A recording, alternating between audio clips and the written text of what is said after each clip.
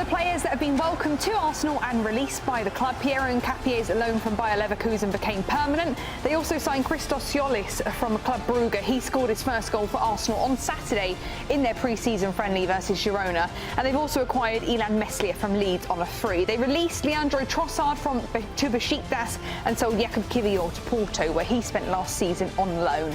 Now, one player who isn't on that list is Bruno Guimarães. So, everybody, Arsenal are set to sign Newcastle midfielder Bruno Guimarães. This was reported this morning, but also their opening bid was rejected by Newcastle, honestly, just hours ago. But it does seem like that he's set to come into Arsenal. Geoff, if Arsenal were able to pull off this transfer to get Guimarães, Newcastle's captain, what kind of grade would you give them for this transfer? Marks out of 10? Yeah. Oh, that's a solid 8. Verging on a 9. Okay. He'd be a terrific signing for them. Newcastle's top scorer last season with 9 goals. I think, he missed 2 months of the season with injury. And that's playing in the 6 role as well. I know Mikel will break it down shortly. But to do that from there, I just think he'd be a fantastic fit for Arsenal's central midfield. So you think Arsenal's options there? Obviously, they've got Ødegaard and Rice. Lewis Skelly came into the picture last season, started Champions League final. Mikel Merino. You'd have to include Eze a bit as well. That's just central midfield, not the wide positions. So Rice, we don't know about his condition, injury, but played so many games last season. Obviously, Bruno is more than a contender for a starter, so it would really shake it up. And I forgot Waneri as well. The youngster who's been doing well in pre-season. So, yeah, he would be an amazing signing for Arsenal if they can get him over the line. And he brings goals as well. Last season, apologies, forgot Zubimendi as well. Zubimendi, 6 goals. Rice, 5. Ødegaard, 1. 9. And he missed 2 months of the season. 9 goals. So he would be a really, really good signing for Arsenal if they can get him.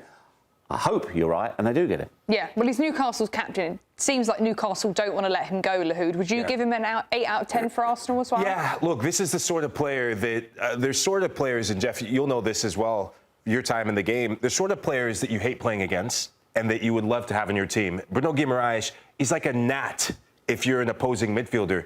He's all over you, but when you have him in your team, there's this emotional lift that you get with him because he's an emotional character, he's a big personality, and he's also a big game player. He's going to revel in the moment, and this is a deal that Arsenal fans should welcome with both arms wide open. Yeah. Well, everybody, this Guimarães potential signing for Arsenal leads us to our Connected for the Win presented by Xfinity. We're going to be taking a look at a projected 11 with Guimarães in this Arsenal side. How do you think the bringing in of him will affect the likes of Rice and Zubimendi? Well, you look where he is there in that graphic, and he played as a left-sided 8 for Brazil in the World Cup, and 4 assists. Yeah. I read somewhere this morning 4 assists. So that looks like a very, very good fit, doesn't it? A very good fit, but obviously no room for Zubimendi there. But again, reiterate, Arsenal are fighting on 4 different fronts, like all of the top teams. So, yeah, he would be an absolutely excellent addition to the team. Yeah, I look at what Arsenal did very well in the first 45 against PSG, the way they went and pressed. One of the big skill sets, and I'm going to break down of his biggest strengths, but Martin Ødegaard against City, against the big clubs of Europe, leads the press. Kai Havertz, that front 3, they're going to go press like gangbusters. Bruno Guimarães added to the middle of the park. I mean, Declan Rice, his sole ability and sole mission is going to be just giving balance and using his positional awareness and his high footballing IQ to just scan and just be a smokescreen for the back 4. What if you swap his them? Going in? What if you swap them? He's played as the 6. Yeah. Rice can get on. Can you swap them? Are they interchangeable? They are interchangeable, but I think Arsenal at their best is Declan Rice playing as a defensive midfielder. Going into late in the season, that was a switch that Mikel Arteta made. And it just opened and parted the Red Sea. Lewis Skelly was able to get in, drive on forward. He's going to be, I think, the player that Mikel Arteta envisioned when he started putting Granit Xhaka at that left 8. Okay. Started this Arteta revolution. So I said I was going to break it down. So the number one thing I noticed when he first came in the Premier League, his ability to win the ball. He's so aggressive, he's a tough tackler, and he's one of the leading tacklers in the Premier League over the last couple seasons. And when you press, you need someone who's going to sniff out the moments and then get you in transition. A big part of his game that, Geoff, you pointed out with him at Brazil, he's actually become a very, very effective progressive passer. There was a game, I think, against Crystal Palace that I had to go back and watch again and again. Some of the passes that he's made in the last season, outside of the boot passes, breaking lines, and then timing in the final third, that's why you get your 9 goals, which is amongst the best in the Premier League from the season ago. And his timing of when to go off the center forward and when to reinvent his runs and adjust his bodies is why it's leading, a lot of big goals. Obviously, the discipline has been a big issue under Eddie Howe. I'm looking there, it says discipline. And immediately I thought of, do you remember the fractious game between Arsenal and Newcastle? I mean, thankfully, Jorginho's left now. Do you remember he gave him a little clip with his elbow and Arsenal wanted a red card? He is an emotional player. He plays on his emotions. But I don't think you can say that his career has been wrecked by ill discipline, not by any stretch of the imagination. And you wouldn't want to take that out of his game either, would you? You still want him to have that. So I don't see that as a problem. Recovery speed in transition. He's not lightning quick, but as always they say in football, the speed is in your head. And his ability, I mean, that piece that Mikey showed just there, he sucks in 4 Barcelona players. He's got the intelligence to hold on to the ball because he knows that Gordon's in offside position.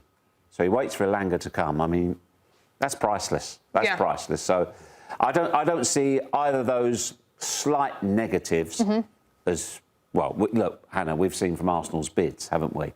How keen they are, how much they want the player, how much Mikel Arteta sees him fitting into the mix.